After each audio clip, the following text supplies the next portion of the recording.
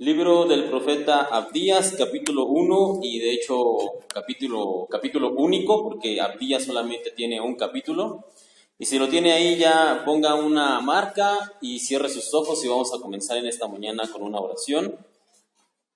Señor, te damos gracias en esta mañana por la oportunidad de estar aquí en tu casa para poder escuchar tu palabra y aprender de ti.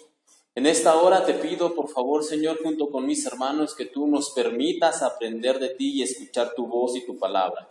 Úsame como la herramienta que tú tienes en tus manos, Señor, aunque no soy digno, pero como la herramienta que tienes en tus manos para poder instruir a mis hermanos y que también de la misma manera yo sea bendecido por el poder de tu palabra. En esta mañana te pedimos tú retires toda pesadez, todo sueño, todo cansancio y que nosotros podamos absorber tu palabra no solo en nuestras mentes sino en nuestros corazones por la intervención de tu Espíritu Santo, de tu Espíritu Divino. Te lo pedimos, Señor, en esta mañana, ayúdanos, enséñanos, ministranos y si alguien más también de nuestros hermanos ha de llegar, te pedimos por favor que lo traigas con bien. En tus manos nos encomendamos, nuestro buen Dios, y nos ponemos esto, Señor, y te pedimos esto, Padre, en el nombre de tu Hijo, el Señor Cristo Jesús. Amén. Y el mensaje de esta mañana tiene como título Edomita de cepa pura. Edomita de cepa pura.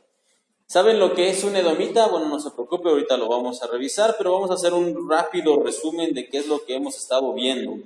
Y en esta mañana vamos a hablar acerca del libro del profeta Abdías, y Abdías es el cuarto de los libros de los profetas menores, y dijimos que este mes íbamos a estar hablando de los profetas menores. Si alguien me recuerda, ¿cuál fue el primero que vimos? Oseas fue el primer profeta menor que hablamos acerca del amor, y luego pasamos por Joel, ¿ok? Y hablamos acerca del arrepentimiento. La semana pasada hablamos de Amós, ¿y de qué fue lo que estuvimos hablando? ¿Alguien se recuerda? Dijimos acerca del amor, acerca del arrepentimiento, acerca de la justicia que Dios quiere que demos a los hombres. Ese fue el mensaje de la semana pasada. Y esta semana estamos hablando acerca del profeta Abdías. Y decía, Abdías es el cuarto de los profetas menores. De hecho, es el libro más corto del Antiguo Testamento. Solamente tiene 21 versículos, un solo capítulo con 21 versículos. Es el libro más corto. Usted se puede sentar y en 5 minutos ya terminó de leer el libro. Así que esta semana no tiene excusa para no leer el libro del profeta Abdías.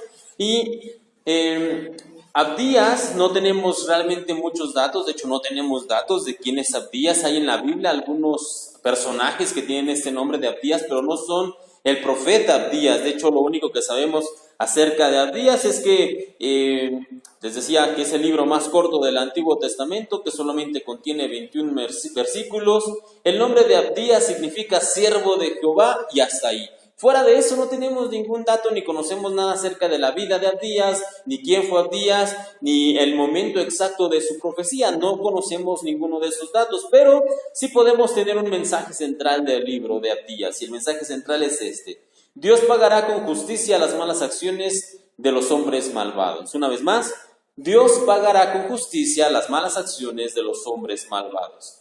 Y en el libro de Abdías, en este libro de este profeta, el mensaje de Dios es una queja hacia el pueblo de Edom.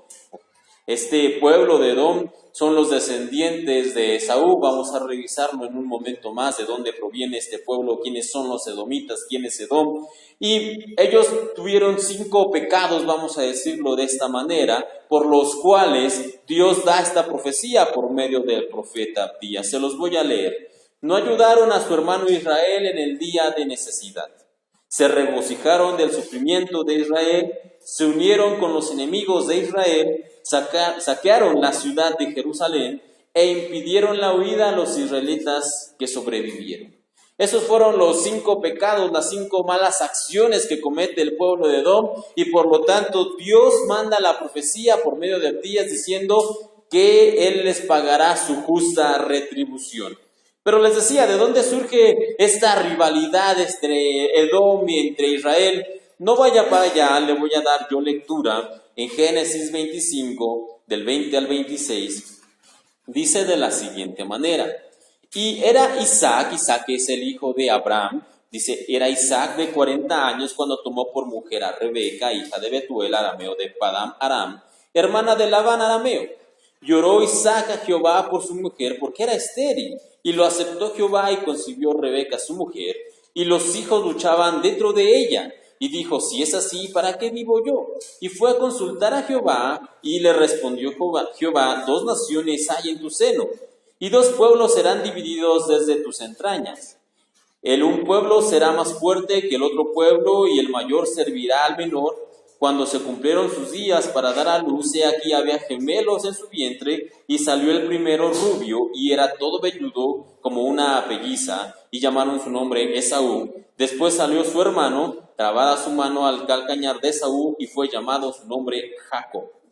Estos 2 hermanos, Esaú, cuya descendencia llegaría a ser precisamente el pueblo de Edom, los edomitas, y Jacob, que Jacob vendría a ser el padre de Israel. Jacob es el padre de las 12 tribus de Israel. Jacob es su nombre original, pero recordemos que pasado el tiempo, Dios le cambia el nombre a Israel, a Jacob le cambia el nombre por completo, lo llama ahora Israel, y él es el padre de las 12 tribus de Israel, y él es el padre de Israel. Entonces, la Biblia nos narra que estos 2 hermanos, Jacob y Esaú y Jacob, desde antes de nacer tenían una disputa ahí entre los 2 por ser quién era el primero, por ver quién era el mejor, por ver quién era el más grande.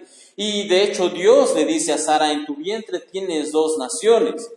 Y también nos narra la Biblia, no lo vamos a leer, que pasados los años, Esaú y Jacob crecieron, usted lo puede leer en Génesis en esta semana también, y estos 2 hermanos crecieron y se dedicaron a cosas completamente diferentes. Esaú, que era el mayor, él se dedicó, era un hombre de campo, era un hombre de casa, salía constantemente a cazar, él le gustaba estar fuera. Por lo contrario, su hermano Jacob era un hombre más de casa, él se la pasaba, dice la Biblia, que en las tiendas, él era más sedentario. Y como a veces suele pasar, Esaú era el favorito del papá y Jacob era el favorito de la mamá. Y tenían ahí cierta disputa. En cierta ocasión, cierto día, Esaú, nos narra la Biblia, que regresa de estar todo el día fuera, de estar cazando, y regresa pues con mucha hambre. No sé si a usted le ha pasado que un día tiene que salir y por algunas situaciones no puede comer. Y cuando llega a casa, ¿qué es lo primero que queremos hacer? Comer. A Esaú, le sucede lo mismo. En cierta ocasión él llega después de estar todo el día fuera y lo que tiene es hambre. Y ve que su hermano está preparando un guisado de lentejas y le dice, bueno, dame un plato de eso que estás preparando, le dice Esaú a Jacob. Y Jacob, inteligentemente, porque si algo tiene este hombre, Jacob, será bastante vivo, y le dice, bueno, yo te doy a ti el guisado, yo te doy a ti las lentejas, pero con una condición, que me cedas, que me vendas la primogenitura. Y Esaú tenía tanta hambre que le dice, mira, sí, eso es lo que quieres, adelante, pero a mí dame de comer. Y Esaú en esa circunstancia, en esa situación demuestra, dice la Biblia, el desprecio, que no valoraba la primogenitura, porque la primogenitura no era simplemente que él era el primero de los hijos. La primogenitura conllevaba las bendiciones que Dios había dado a través de él, de ese título, digamos, a través de Abraham, a través de Isaac y ahora a través de Esaú. La primogenitura consistía en que Dios iba a bendecir a todos los pueblos, a todas las familias de la tierra. Eso conllevaba el ser el primogénito de Isaac. No obstante, a Esaú no le importaba esa situación. Esaú simplemente no tenía importancia en ello y vende la primogenitura como si fuera cualquier cosa, cualquier baratija. Y entonces en esa circunstancia Dios se da cuenta que Esaú despreciaba ser el primogénito. Pasó más tiempo, Isaac, ya muy anciano, llamó a su hijo Esaú y le dijo que él ya estaba a punto de ir, todavía le faltaban años a Isaac, pero él decía que ya, eso es como cuando los papás decían, no, ya este es mi último año, ya, yo siento que para el próximo año no llego, pasan 15 años y sigue siendo lo mismo, ¿no? Isaac era muy similar. Isaac decía, ya siento como que ya mi tiempo está cerca, así que todavía le faltaban años a Isaac, pero bueno, él dice, mandó llamar a su hijo Esaú y le dijo, mira, hijo, yo sé que ya mi tiempo está cerca, así que te voy a bendecir, te voy a conceder la bendición del primogénito. Así que ve, caza algo, prepara la comida y cuando vengas, después de que yo coma, te voy a bendecir. Y Jacob se entera, el hermano menor, Jacob se entera y ahí con un plan junto con la mamá, hace todo un show digno de telenovela, digno de película. Dice que la mamá prepara un guisado ahí rápido con algunos de los animales que tenían en casa. Al hijo Jacob lo viste con las ropas de su hermano, le pone en los brazos pelo de animal, porque dice que la Biblia que Esaú era muy velludo, y lo manda por delante. Y como Isaac ya no podía ver, había perdido la vista, se escucha algo raro en su hijo. Dice, bueno, te escuchas como Jacob, pero dices que eres Esaú, y te sientes como Esaú, y hueles como Esaú. Entonces la Biblia dice que Isaac le da esa bendición a Jacob, que era el segundo hijo, en lugar de a Esaú, que era el primogénito. Y de ahí, justamente de ahí, es que surge la rivalidad de estos dos hermanos. Cuando Esaú regresa, cuando Esaú prepara todo y entra a la tienda con su padre, dice, mira padre, ya fui, ya casé, aquí está lo que te prepara. Dice, bueno, si tú apenas estás llegando, ¿a quién le di la bendición? Y se dan cuenta de la situación y Esaú se molesta tanto que jura que matará a su hermano, y por lo tanto Jacob tiene que huir de su casa, se tiene que ir y se va muy lejos a la casa de la familia de la mamá, su madre. Y bueno, como dicen por ahí, el resto es historia. Ya si usted quiere enterarse más, lea su Biblia en esta semana para que usted continúe la historia. Pero justamente de esta situación, de este robo descarado de la bendición de la primogenitura, es que surge esta tensión, es que surge este problema y esta rivalidad entre hermanos, que no se quedó solamente entre Esaú y Jacob, como leíamos, o como vamos a leer más bien más adelante. La descendencia de Esaú y la descendencia de Jacob, que después sería conocido como Israel, trasciende generaciones, a tal grado que estos dos pueblos, estas dos naciones, son rivales por esta situación. Pero antes de continuar, quiero que veamos un poco más acerca del principio de estos dos hermanos. Los dos descienden de Isaac. Isaac, recordemos que es el hijo de la promesa, es el hijo que Dios le había prometido a Abraham, diciéndole, en tu descendencia serán benditas todas las familias de la tierra. Los dos son hijos de Isaac, pero no solamente eso, los dos son nietos de Abraham. Abraham, el hombre al cual Dios llamó y le dijo, vete de tu tierra y de tu parentela a la tierra que yo te mostraré. Los dos son nietos de Abraham, los dos son hijos de Isaac. Entonces la pregunta aquí viene, dice, si los dos provienen del mismo linaje, ¿por qué Dios elige a uno y a otro no? ¿Por qué Dios elige a Jacob para convertirlo después en Israel y no a Esaú? ¿Por qué? ¿Cuál es la situación? ¿Cuál es el cambio? ¿Qué es lo que hace que Dios elija a uno y a otro no? Porque recordemos que los elige desde el vientre de la madre. Los elige desde que la esposa de Isaac está embarazada de ambos, y Dios elige desde ese momento a uno y a otro lo desecha. De hecho, la Biblia en Romanos 9, del 13 al 16, dice de la siguiente manera, como está escrito, a Jacob amé, mas Esaú aborrecí. ¿Qué pues diremos? ¿Que hay injusticia en Dios?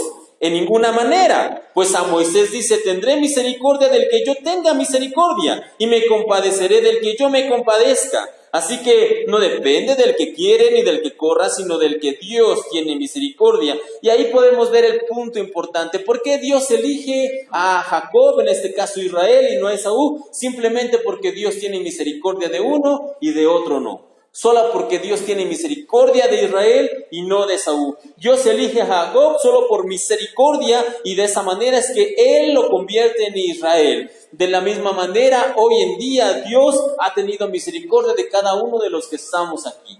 Si usted está aquí en esta mañana, si usted ha venido a escuchar el mensaje y la palabra de Dios, si usted ha creído en el Señor, lo único que nosotros hemos recibido ha sido misericordia de parte de Dios. No es porque nosotros seamos muy buenos o muy justos, o porque leamos mucho la Biblia, o porque oramos mucho. No, lo cierto es que estamos aquí, y la única razón por la cual nosotros venimos a servir al Señor es porque Dios tuvo misericordia de nosotros. Solamente por eso.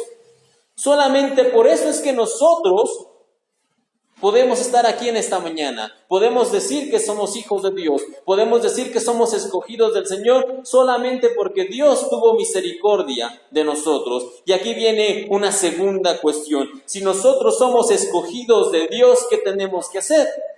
La salvación no la podemos ganar ni la podemos comprar, porque la salvación es un regalo, es gratuito, es gracia de Dios, es algo que Dios decidió darnos a cada uno de nosotros de manera gratis, gratuita, sin ningún costo. Nosotros no tuvimos que pagar nada por ello, pero una vez que nos hemos hecho hijos de Dios, sí hay una cierta clase de condiciones que tenemos que cumplir, porque nosotros somos representantes de Dios en este mundo.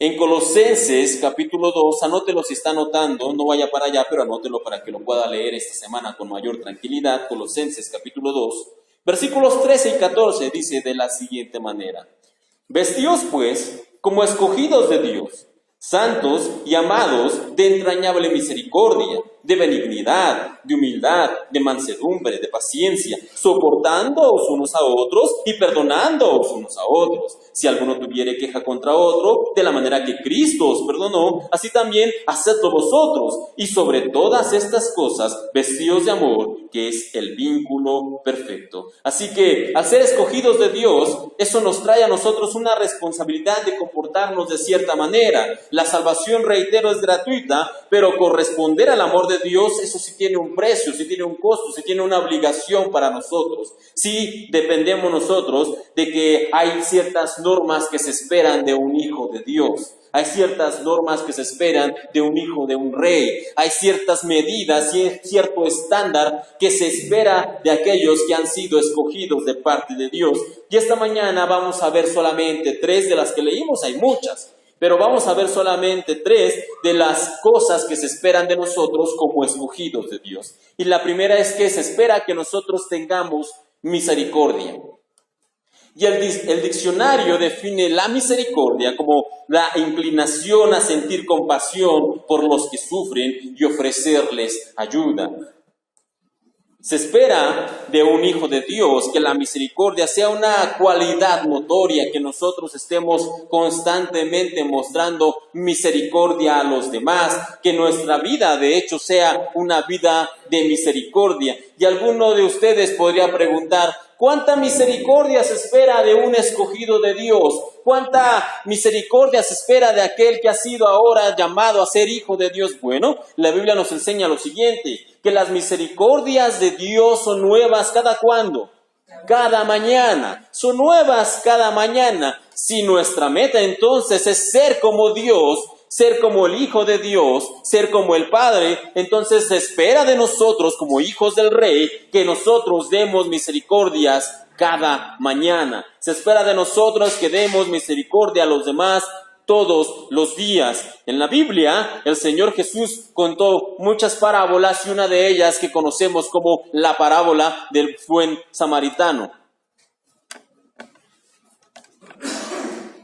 La parábola del buen samaritano nos narra que un hombre va caminando y es asaltado y le quitan sus pertenencias. Y no vamos a profundizar en la parábola, pero la parábola nos presenta 2 tipos de personas. Nos presenta a los religiosos, representados ahí por el sacerdote y el levita, que viendo a su hermano en necesidad, no hacen nada por él, no muestran misericordia por ellos.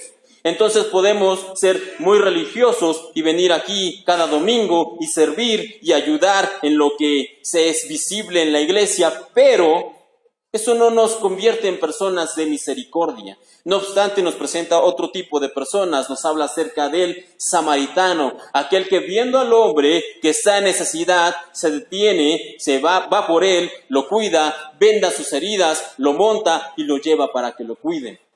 Eso es dar misericordia. Entonces, la Biblia nos deja bien en claro cuál es la clase de misericordia que se espera de nosotros. Un segundo punto que se espera de un hijo de Dios no solamente es la misericordia, sino también la humildad.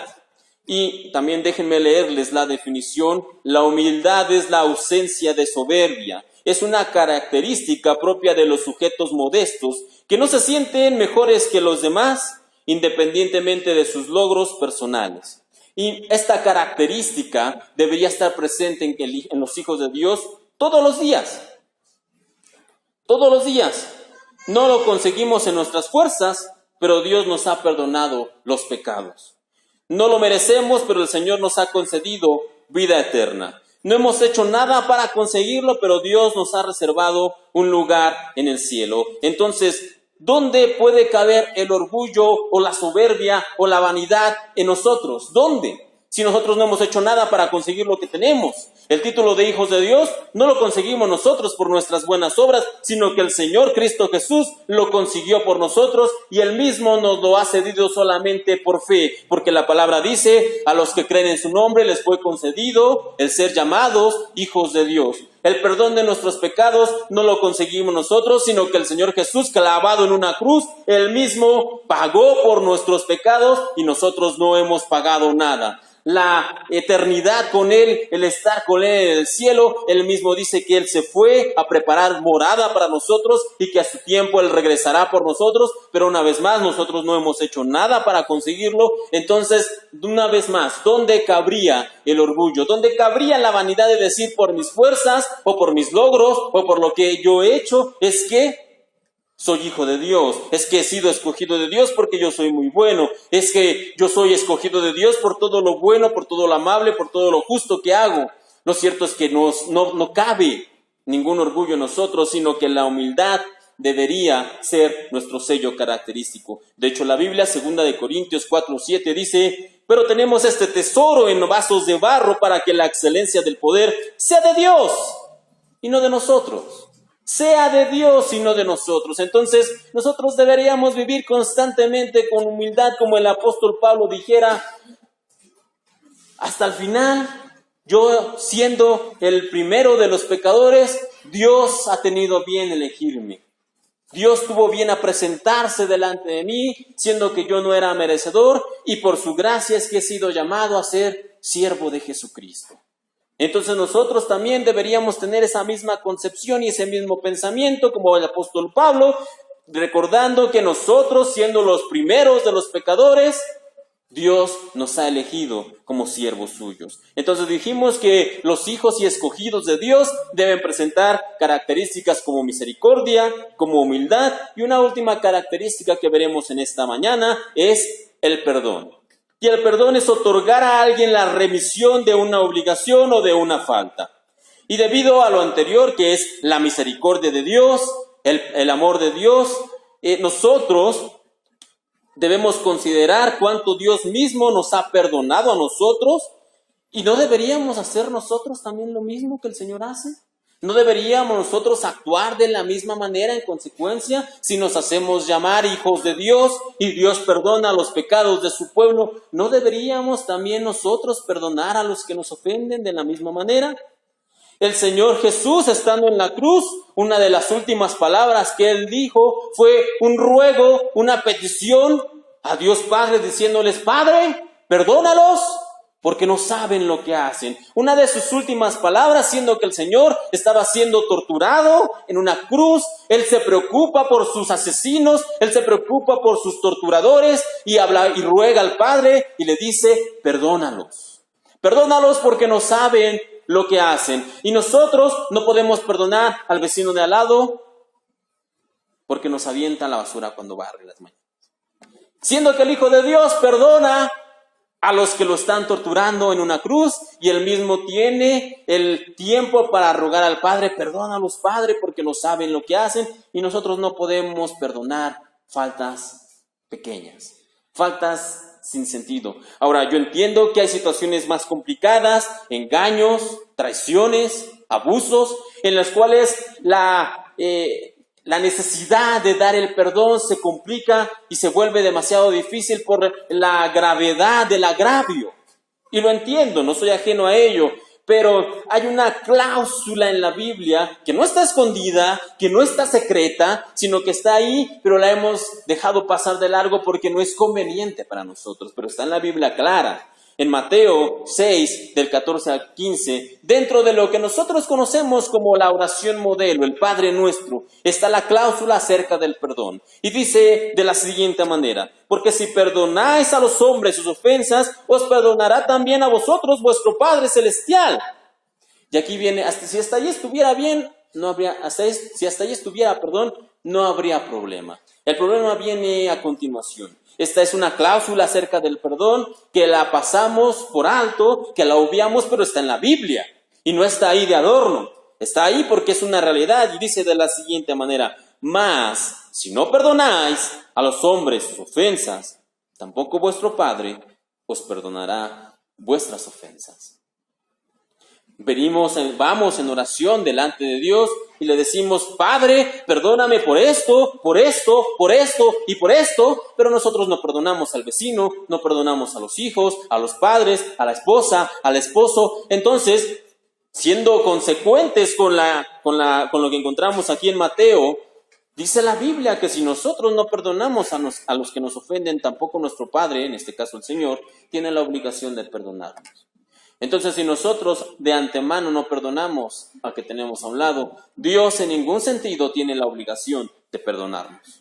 Porque aquí está la cláusula: si no perdonas a los hombres sus ofensas, tampoco vuestro Padre os perdonará vuestras ofensas. Así que nos conviene aprender y otorgar el perdón, por muy difícil y complicado que pudiera llegar a ser. Nosotros tenemos que pedirle al Señor que nos ayude a otorgar el perdón, porque de esa manera también nosotros lo recibiremos. Así que, si con honestidad podemos identificarnos con algunas de estas tres cualidades, o de preferencia con las tres, con la misericordia, con la humildad y con el perdón, déjeme decirle que muy probablemente es un israelita espiritual, es un hijo de Dios, un escogido del Señor. Si usted se puede identificar con la misericordia, con la humildad, con el perdón, entonces usted realmente ha llegado a ser un hijo de Dios. Pero antes de que nos coloquemos la estrellita en la frente todos y que nos demos palmadas en la espalda, vamos a hacer un segundo test, vamos a hacer un segundo examen. Y les decía que el mensaje de esta mañana se llama Edomita de cepa pura. ¿Por qué? Porque ¿qué es esto? ¿Edomita quién es? Bueno, Edomita es un descendiente de Edom, un descendiente de Esaú. Ese sería un edomita. Y de cepa pura, ¿por qué? Bueno, porque cuando hablamos de alguien que es de cepa pura, estamos hablando de alguien que es firmemente de esa nación, de esa descendencia, de esa persona. Edomita de cepa pura, y vamos a hacer un segundo examen, una segunda evaluación, solamente para asegurarnos que no tengamos dentro de nosotros un edomita de cepa pura.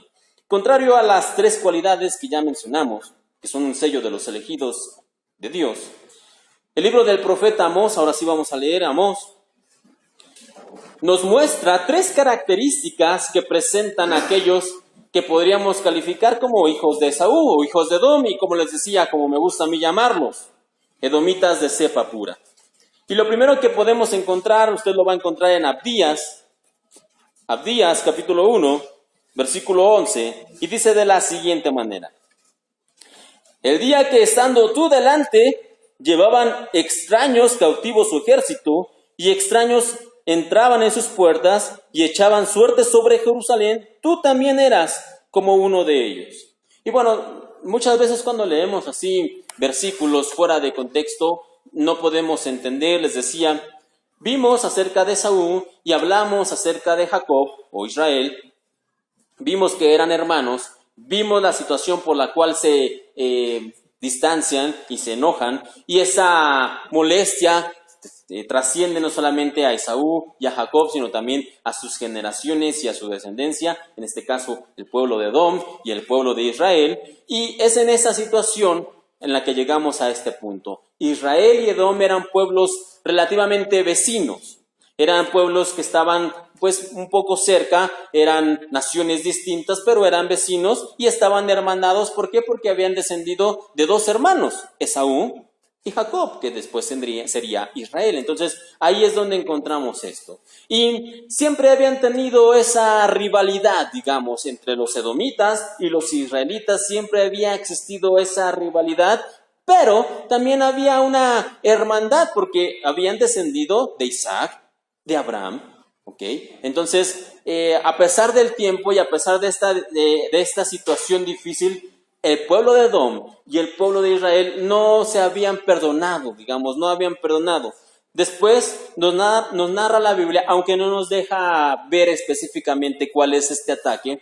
El pueblo de Israel se puede entender que tuvo 4 ataques fuertes ataques fuertes en los cuales la ciudad de Jerusalén fue sitiada, rodeada y conquistada. Algunos dicen que muy probablemente esto haya sido durante la toma de Jerusalén por el reino de Babilonia. Si usted quiere conocer más acerca de esa situación, le recomiendo que lea el libro del profeta Daniel. Ahí va a encontrar más acerca de Babilonia y de cómo Israel fue conquistado por ese imperio. Pero muy probablemente haya sido en esta situación, cuando Babilonia conquista a Israel, es que ocurre esto. Y nos narra aquí la palabra que durante este ataque y esta invasión que sufrió el pueblo de Israel, sus vecinos, los de Edom, lo que leíamos en el versículo 11, simplemente se quedaron viendo. Sí, solamente vieron cómo el pueblo era atacado, cómo la ciudad era conquistada, cómo los ejércitos eran derrotados, y el pueblo de Edom, sus vecinos y sus hermanos, digamos de sangre, porque estaban hermanados, reitero, no hicieron absolutamente nada. Entonces, una de las características que vamos a encontrar de alguien que desciende de Edom es un corazón indiferente. Y se define la indiferencia como alguien que se caracteriza por no demostrar gusto o inclinación por nada. Es aquel que no demuestra cariño o interés respecto de otras personas. Eso es la indiferencia. Es alguien que simplemente se mantiene indiferente ante la necesidad de otro, ante las circunstancias de otro, ante que otra persona haya tenido algún problema. Es completamente indiferente. En Abdías se nos menciona cómo Israel fue atacado por sus enemigos y los de Edom, que eran sus vecinos, que tenían una posición privilegiada porque se considera que la ciudad de Edom estaba colocada en un monte alto, entonces podían ver con facilidad a sus enemigos y también podían con facilidad pues atacar a aquellos que vinieran, pero ellos simplemente se quedaron viendo, no hicieron nada para ayudar a sus hermanos, para ayudar a sus vecinos, sino que solo se mantuvieron de pie mirando la calamidad del pueblo de Israel. Les decía, una edomita de cepa pura, una edomita de corazón se caracteriza por su indiferencia, porque ante la injusticia no hace nada, no le importa que alguien sufra, no le importa que alguien tenga alguna necesidad, no mueve la mano para hacer algo para ayudar, no importa si la causa es justa, no va a ayudar aunque lo necesiten. No va a apoyar en nada, no va a ayudar a nadie, no se va a interesar por nadie. Esa es una característica de alguien que es del pueblo de Edom. Así que, hermano, en esta mañana usted hágase un análisis personal, un autoexamen y responda, ¿qué hago yo? ¿Qué hago yo cuando el que está a un lado mío tiene necesidad?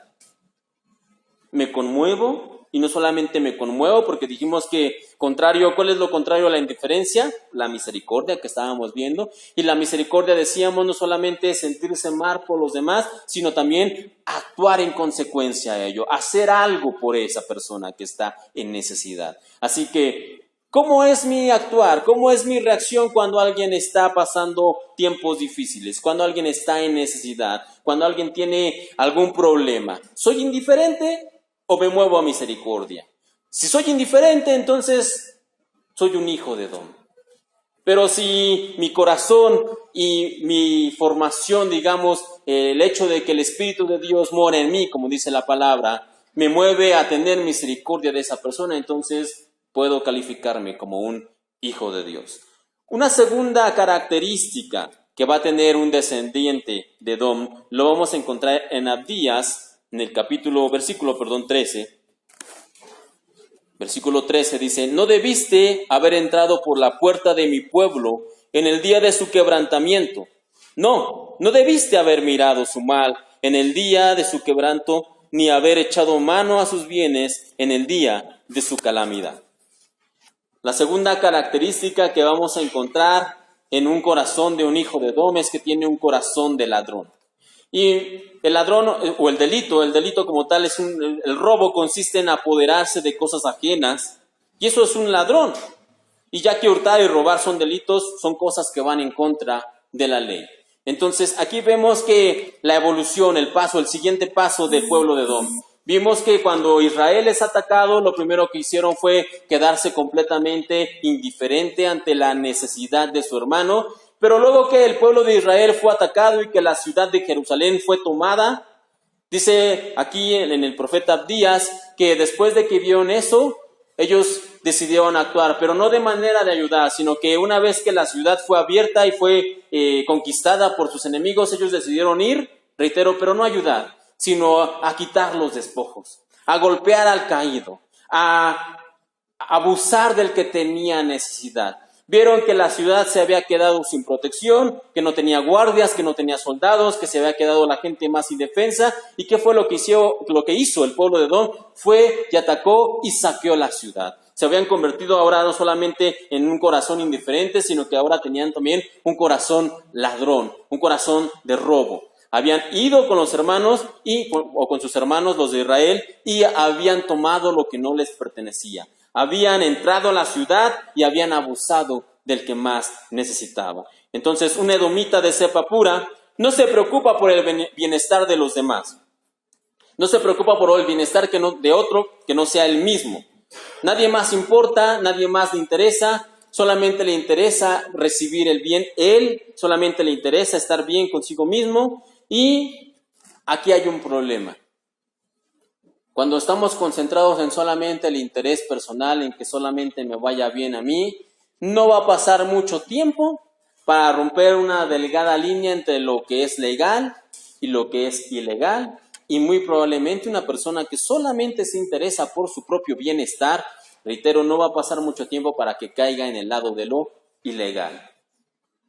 Puedo pellizcar un poquito aquí, puedo ajustar los números un poquito acá, puedo mover aquí un poquito las cuentas de tal manera que no se den cuenta y venga solamente para mis arcas, venga solamente para mí. Ese es el problema de una persona que tiene un corazón edomita y en este caso que tiene una tendencia al robo. ¿Qué es lo que dice la Biblia al respecto? Primera de Juan 2, 15 y 17 dice: no amen al mundo, ni las cosas que están en el mundo. Si alguno ama al mundo, el amor del Padre no está en él.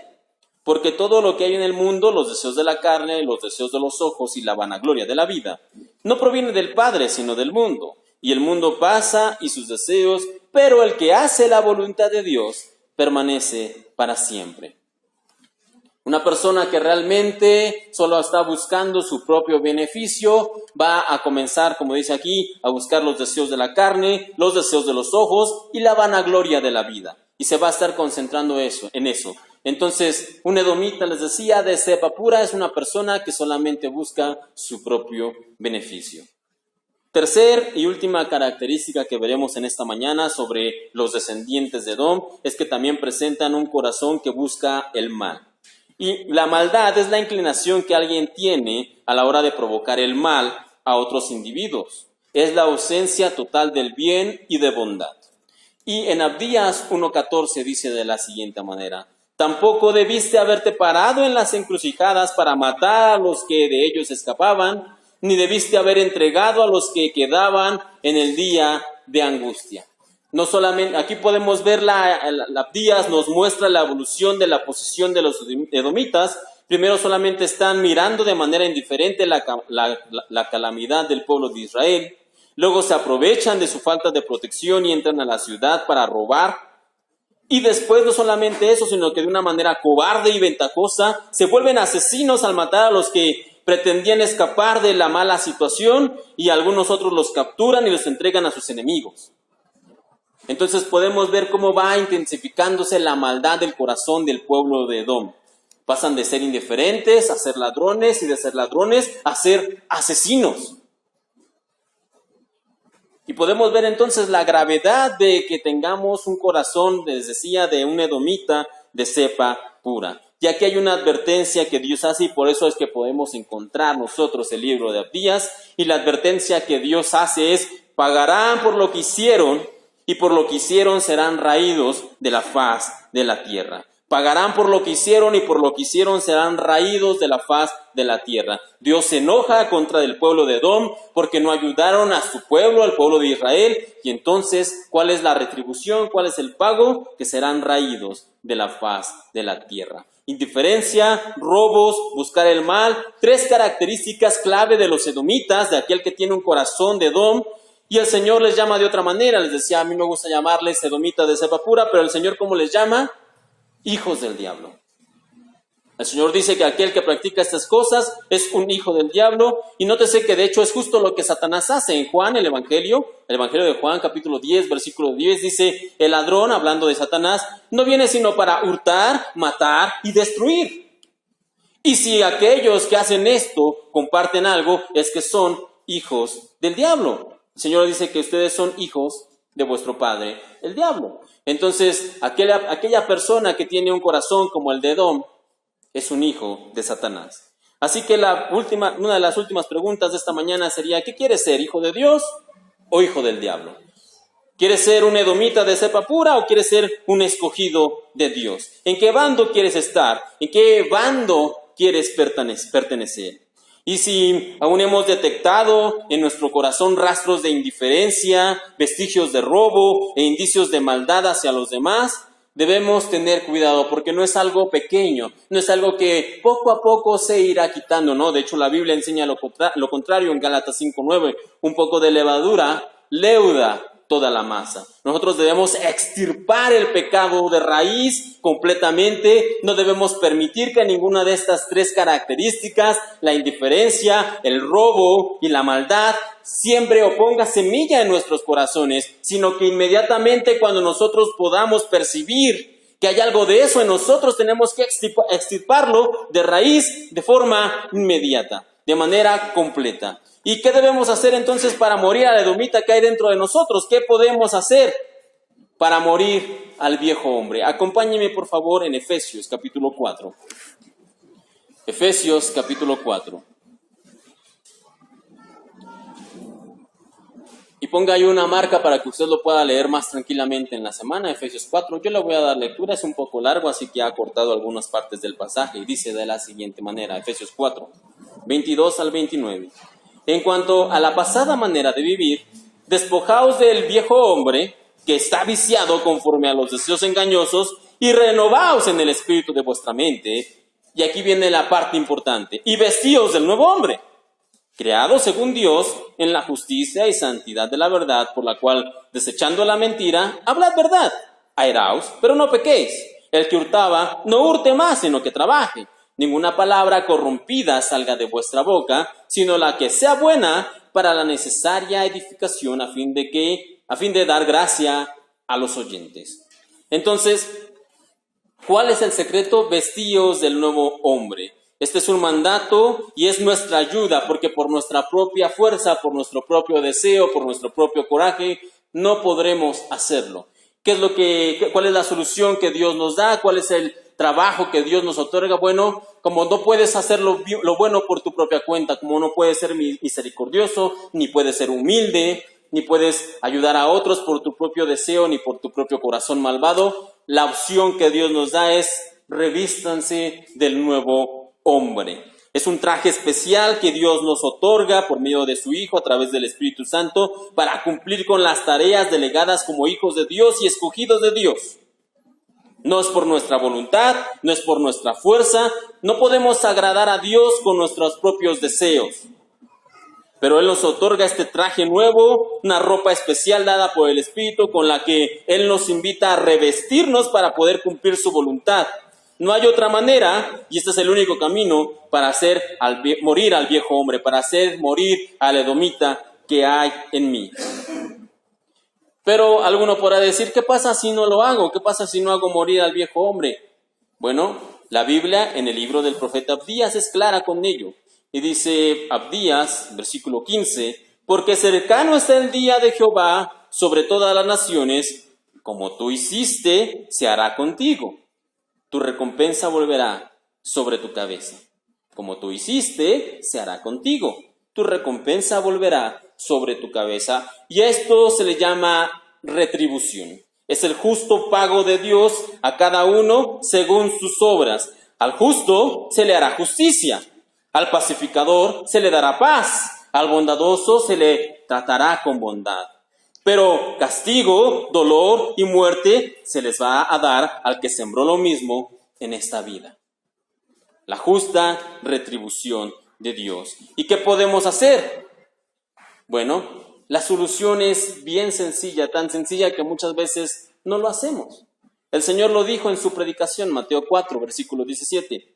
Entonces comenzó Jesús a predicar y a decir: arrepentíos, porque el reino de los cielos se ha acercado. Arrepentíos. ¿Qué puedo hacer? Ya he detectado en mi corazón que efectivamente soy un edomita de cepa pura. Hay en mí todavía vestigios de robo, de maldad, de indiferencia. Lo acepto. ¿Qué puedo hacer? Bueno, el Señor lo dice aquí claramente: arrepiéntete. Arrepiéntete y revístete con el nuevo hombre, con el traje que nos da el Señor, para que de esa manera ahora nosotros podamos cumplir su voluntad y vivir una vida de misericordia, de humildad y de perdón. Y muchas otras cualidades que el Señor demanda de sus hijos, los hijos de luz. Pero nosotros tenemos que vivir acorde al llamamiento con el cual hemos sido llamados. Ya para terminar, hermanos, el otro día estaba leyendo. De hecho, hay una película, si usted puede buscarla y encontrarla, le recomiendo, se llama la película El caso de Cristo. Y la película habla acerca de un hombre, y también hay un libro, se llama de la misma manera El caso de Cristo, pero si no puede leer el libro, vea la película, es muy buena. Habla acerca de un hombre que se llama Lee Strobel, de hecho él todavía vive, y él era un ateo. De hecho él se declaraba completamente ateo, él era 100% ateo, y estudió periodismo en una universidad en Missouri, se convirtió en periodista muy muy joven y trabajaba en uno de los periódicos más importantes de Estados Unidos, el Chicago Tribune.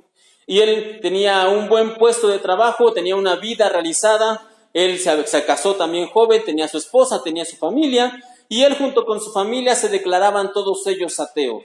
No obstante, su esposa un día la invita a una de sus amigas, una de sus vecinas, a una reunión en una iglesia cristiana, y a la esposa le gusta y comienza a ir, y comienza a ir, y comienza a ir.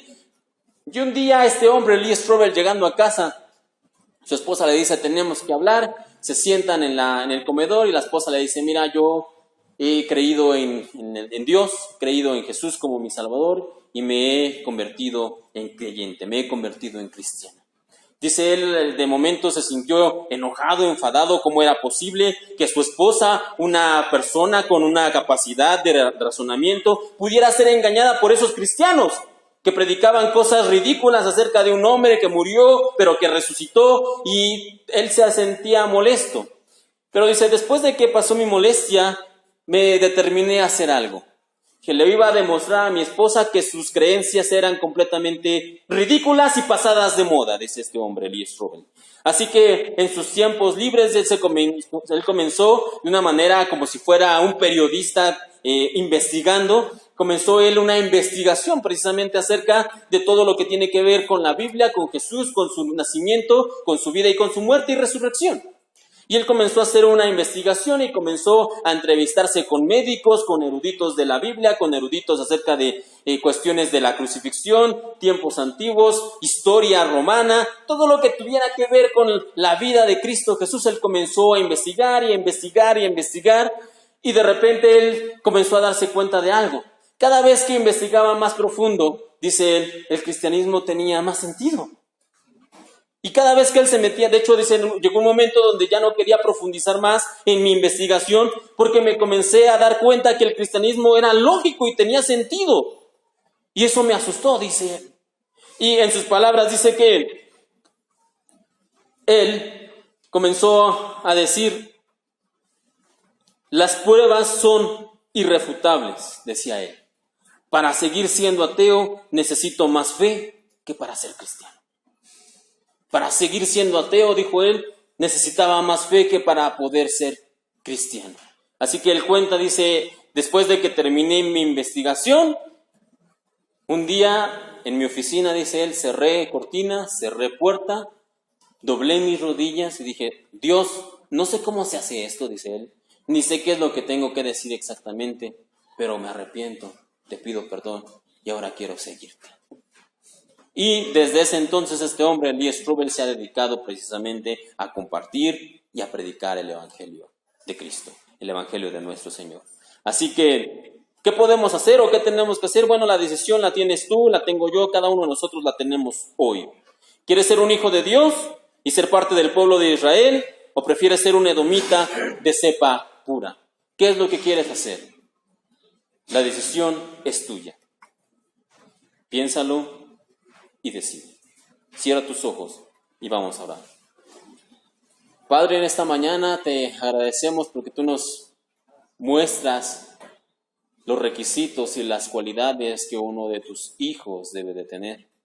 Y también por otro lado, Señor, nos permites ver cuáles son las características que un hijo de Edom, un edomita de cepa pura tiene. Y si, Señor, en nosotros todavía, porque seguramente lo hay vestigios de ese hombre viejo, de esa pasada manera de vivir, te pedimos que lo entierres, que lo retires por completo, que lo extirpes de nuestro corazón, porque nosotros ahora queremos tener un corazón de un hijo de luz, un corazón que te sirve, que te adora, que te alaba, un corazón, Señor, que corresponde al amor, al infinito amor que tú nos has dado, un corazón que perdona, un corazón que es humilde y un corazón que vive en misericordia, y el resto de cualidades que uno de tus hijos debe de tener. Y ciertamente por nuestro propio deseo, voluntad y fuerzas no podemos lograrlo ni podemos alcanzarlo. ¿Por qué? Porque de nosotros no procede, proviene de ti. Así que, Señor, también te pedimos en esta mañana tú nos concedas y nos permitas revestirnos con el hombre nuevo, con ese traje especial que nos proporcionas, con la capacitación del Espíritu Santo, tu Espíritu, Señor, en nosotros para poder ver las cosas de manera distinta y poder vivir la vida que a ti te agrada. Solamente de esa manera podemos lograrlo. Padre, te pedimos por favor que la vida de tu Hijo Jesucristo sea reproducida en nosotros y eso también proviene de ti.